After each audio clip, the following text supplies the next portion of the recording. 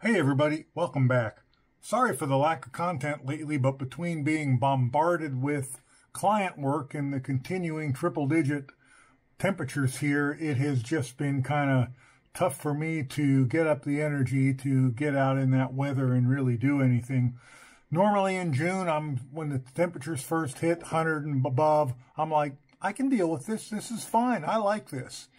Then by the time, middle to late July comes, I'm going, I'm getting kind of tired of this, but I can still do it. And then middle of August, late August comes, and all I want to do is hide out from it until it's over. Anyway, that's beside the point. That's nothing new when you live in the desert. I moved in the desert 30 plus years ago, and the first day I got here was a day in August, and it was 118 that day, so nothing new. So don't go all Al Gore on me down in the comment section, okay? Anyway, I bought this GODIAG, and this is the GT101. I bought this. It was like late July, and I bought it because I wanted it, and I found it on sale. I wasn't planning on using it, of course, until the weather turned back, to where it's like below 90 out in the daytime. And so I kind of just bought it, stuck it in the back of the shelf because I got it on sale, and I haven't even taken it out of the box and looked at it, I don't think. Anyway, let's take it out of the box and get a look at it, and let's just make sure it works, and then I can get it put away. Looks like we got a carrying case, so nothing else in the box. We got a manual. What's a manual look like? Multifunction electric circuit. PERT electric circuit. Not sure what PERT stands for. Precision Instant Response Team? I don't know. Here's how not to kill yourself with it. All this is how not to kill yourself with it. We have some table of contents. We have some parameters. The power supply is the car battery. A self-test. We'll try that. I also, since I'm not going to go out and work on a car on it, because like I say, I'm just hiding out from the heat. I have a 11.7 lithium battery, which is kind of getting puffy on me, and I'll probably have to discharge that one and get rid of it. And I got a little light bulb here. But let's take a look at it. Nice little case. Better than a blow-molded box. I'm sick of those blow-molded boxes. They take up so much space. What do we got? Okay, I think if I remember right from the instructions, this is a fuel injection test thing.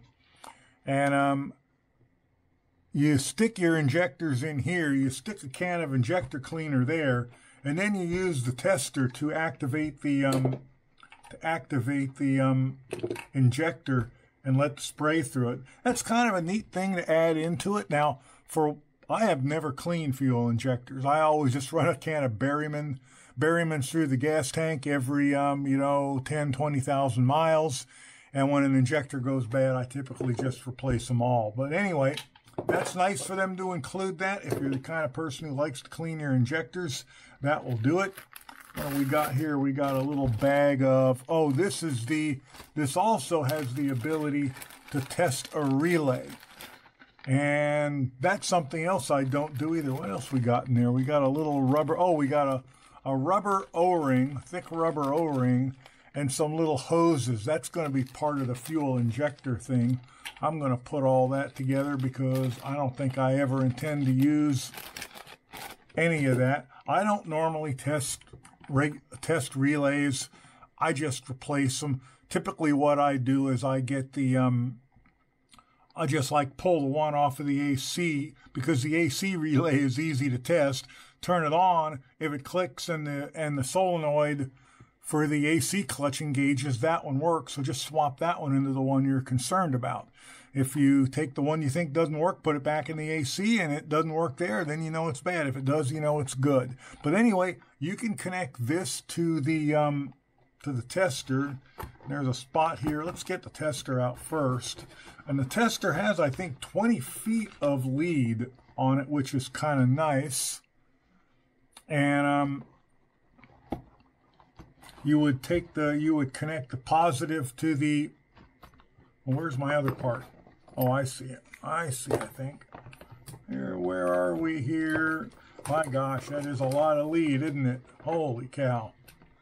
But you know, you got to connect it to the battery, and you want to connect it directly to the battery because that way you can check your grounds, you can inject power, you can do an awful lot with this thing.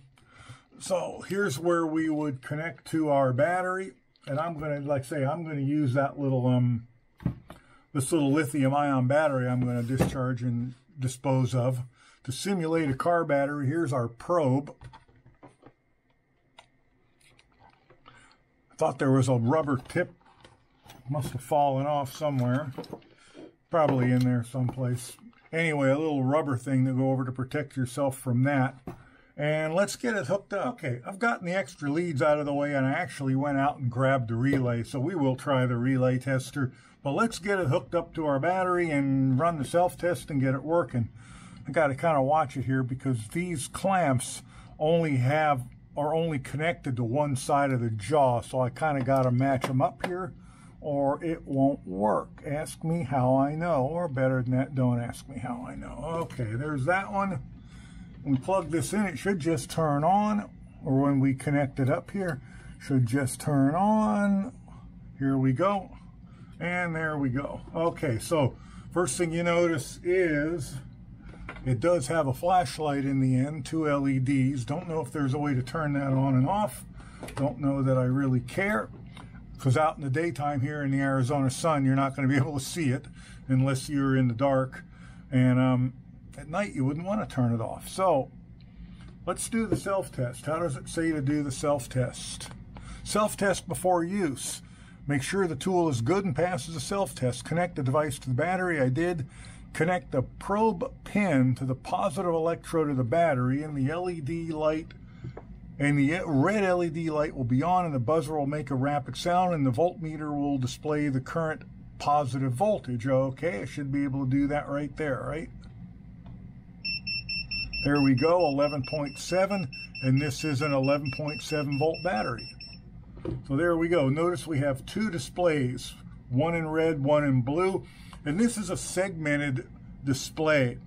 And the reason I got this display is, first, they're really rugged compared to a, you know, like the display in your phone. These are really pretty rugged. Secondly, I was hoping it would be easy to see in the Arizona sun, because these kind of displays, and you know, like that are on my watch, I can't see those out in the sun at all. They are completely invisible to me. So connect the probe pin to the negative terminal battery, and the green LED should be on. All right, the green LED should be on. So here we go over here. There we go. The green LED flashes. It makes a lower frequency sound, and it reads 0 volts. All right, activate the output function switch. When you press the power switch forward, the probe will output positive power. All right, forward. Okay, and it shows me my voltage going forward, and I get the red LED button. All right. Activate the output function switch. So this is gonna, that first test, when you press it forward, it puts 12 volts to the pin. When you press it backwards, it puts ground to the pin, and you get the green. Okay, test's good so far. After the above self-test, if your tool can work normally, then you can use it without worry. Sweet. All right, so one way you would test this or use something like this is if, say, you were working on a taillight circuit and you had no bulb, and you know, and everything this can do, you can do with a you know, a voltmeter, a test light, and a long set of leads, but this does everything in one, and it makes it really easy. So in my circuit here, I've got a ground. Where is my ground? Here's my ground over here. So there's a little clamp, and that gives me a ground. If I put my ground on my bulb and I put my probe on it and press forward, now it's telling me I have a ground. If I press forward, the bulb should light. There, and it does. And it tells me not only my voltage, but if you look at that, it tells me my amp draw, which is 1.96. So now if I had power going to this from another circuit, I could inject, say I tested it for power and I had power and I checked it with this and the bulb lit and I knew the bulb was good. I could, because my lead is connected to my battery, I could come in and I could inject ground to it, and if it lit, it would tell me that I had a problem in my ground circuit. So it's really good for identifying ground problems as well. You can also use this as a continuity tester if you were to use this to that. If I were to take two ends of wires and do that, that will tell me that I have continuity between them. So there's that as well. So this is a super handy thing to have. I don't really like the super pointy things because I don't like piercing wires. I know some people have no problem with it, but I don't really like doing it. Let's take a look at this probe. We have two wires coming off of the back of here. One of them, of course, is our ground. And then we have these connectors back here. Now, one thing I can do, I'm looking at my injector, my plug for the injector. I have to read the manual to figure out what they do. Are they part of the fuel? They can't be part of the fuel injector. Oh, you know what they are. Those are fuel injector plugs, aren't they? So that's what that's for. But if I disconnect this here, and to do that, you just pop up this little guard thing, and then you can unplug it.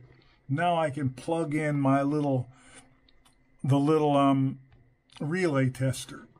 And if we look at the relay tester itself, it's got a bunch of LEDs here. They're surface mount LEDs, and then it has all these different colored pins. Now, your relay is probably not going to be color coded, but nonetheless, it should tell us what the individual pins do.